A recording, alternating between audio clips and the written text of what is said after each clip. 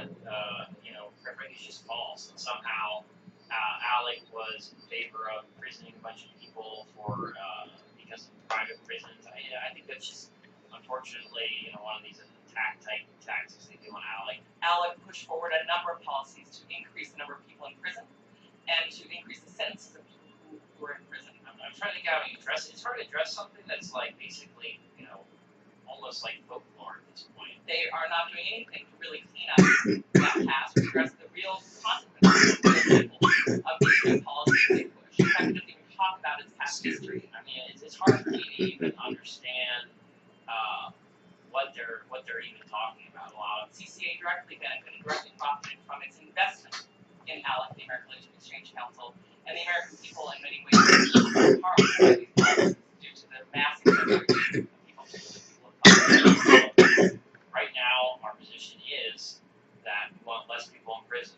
I don't think that helps the private prison industry, quite frankly. I think myself and lawmakers, we're just always looking for better, innovative ways to run government. And I think that's one thing as conservatives, government, we pride ourselves on how to run your life, really. Better ways to run your life. Was SB 1070. CCA was on the ALEC task force that pushed that law that gave police the right to stop anyone they thought looked like an immigrant.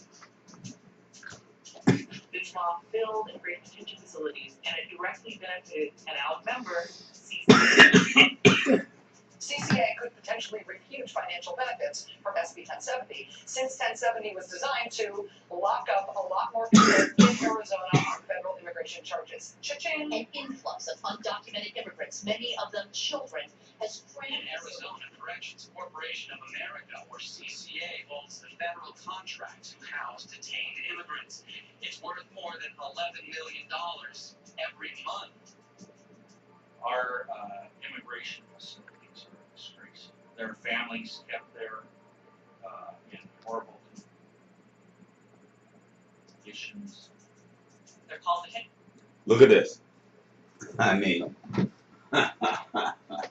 what you don't know, you don't see. Look at this. Okay? What you see here is what you saw 400 years ago. You're looking at a slave shack. You're looking at the quarters that slaves used to live in. So, today, we stand here and say that we've progressed and we've advanced so far and we've come so far as a nation of people, right? I say to you that it has never gone past where it began. Never. Not once has it moved past humans being valuable only as commodities. Your human capital. It has never changed.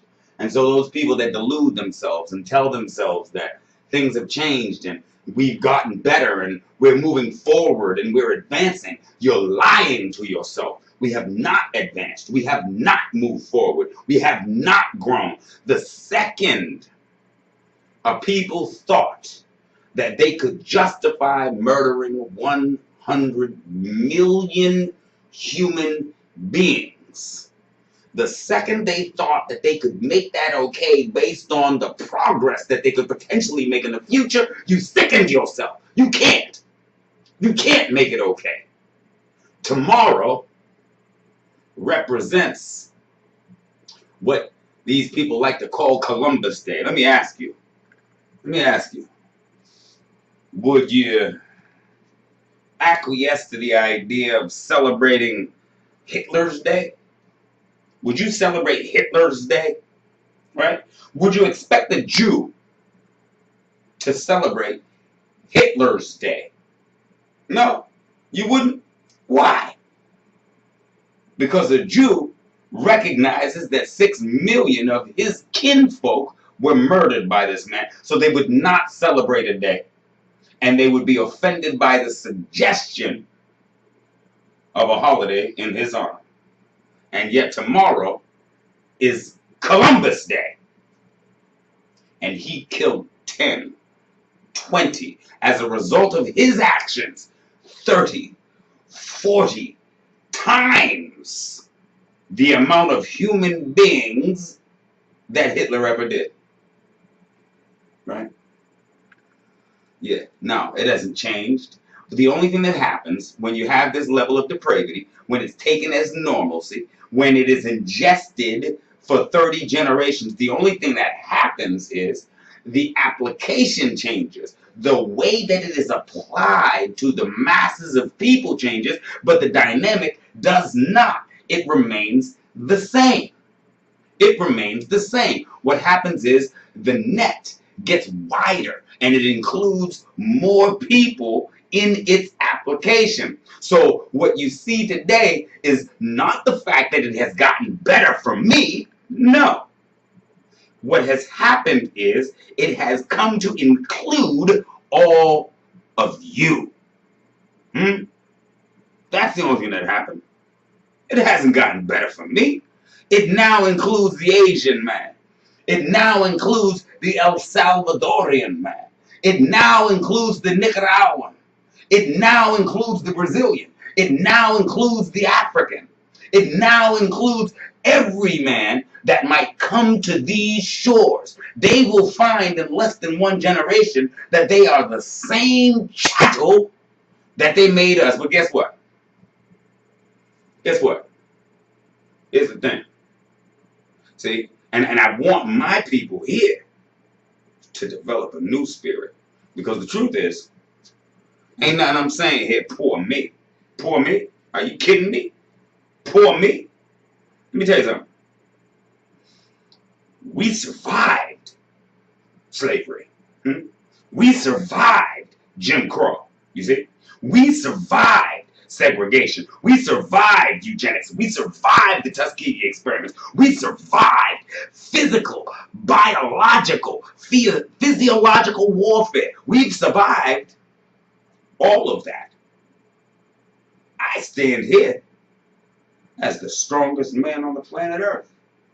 Y'all ain't survived shit. I've survived everything. So I don't stand here saying, poor me. Nah. Nah.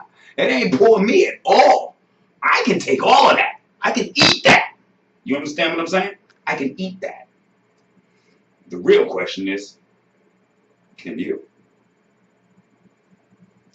Can you? Can you take what I can? See? You temper steel by fire, right? You fold it over and over and over again. And I've been folded, see? I've been folded, right? So it ain't never, nothing in my mouth, nothing in my mind, nothing in my being has ever said, poor me. No, no. What I'm demonstrating to you is the fact that it is, in fact, poor you. So you Mexicans, Puerto Ricans, right? My Jamaicans, my Dominicans, huh?